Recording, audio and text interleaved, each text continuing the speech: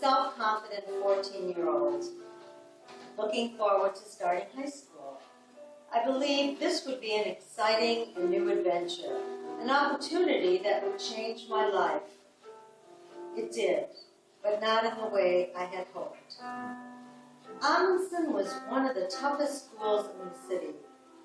They had a reputation of being anti-Semitic. My grade school, Jameson, was predominantly Jewish. We had hoped that the situation would not be a problem.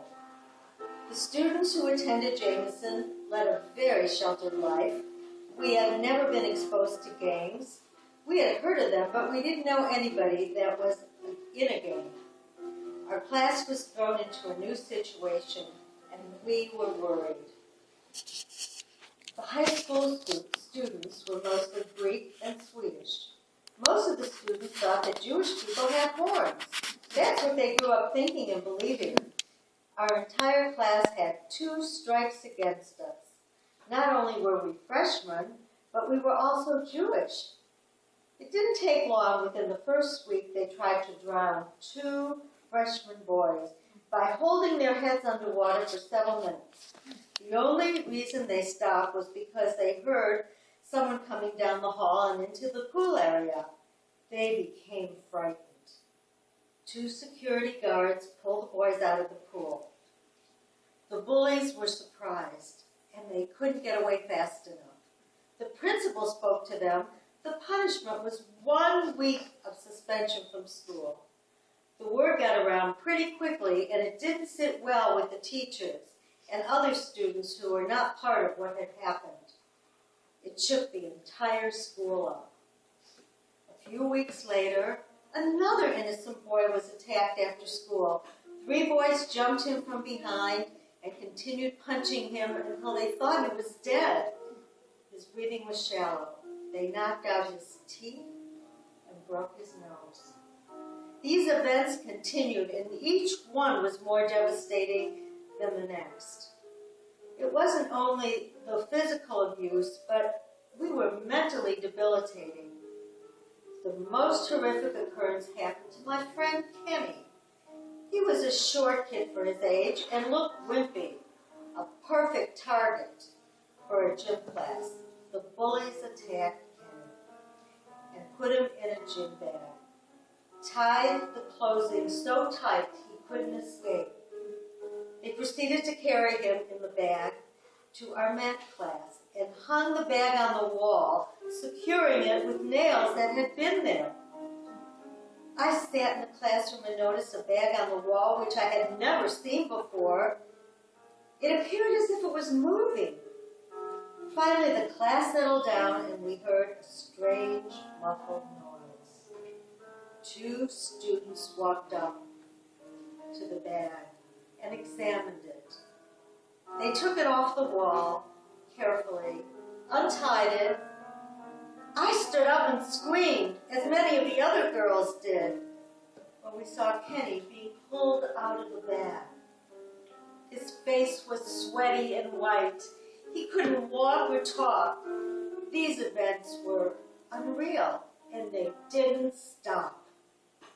It didn't take long for the girls to begin attacking us. They looked like they came from another planet. They wore scarves on their heads, and they were tied around their chin. It was ridiculous. But anyway, we were just watching them. However, they also had long black skirts with a slit up the back, black nylons with straight seams, black flats. Their sweaters were extremely tight with pointed bras underneath. One day, I foolishly decided to go to the school store called Vikings during my lunch period. Feeling confident, I asked for a Coke, paid for it, and sat down on a stool. I could hear voices from behind me. "Hey, kite girl! Hey, dirty Jew! What are you doing on our turf?" My heart began to pound rapidly. I turned around quickly. My adrenaline was rushing. I tried to appear calm. One of the girls shoved me, and the Coke spilled all over the floor and on me. Voices were everywhere. They kept saying, "Look how you dirtied our place. You are not wanted here." I felt crippled. I wanted so badly to say something, but nothing came out of my mouth. All I could do was leave the store. The owner was nowhere in sight. As I opened the door to leave, two girls began pulling my hair. I felt trapped. Finally, someone must have called the police because I heard sirens and saw squad cars everywhere. By then I was lying on the ground, moaning, feeling helpless. My scalp hurt from the girls pulling my hair. My face was bruised and bloody. I opened one eye and saw them running away.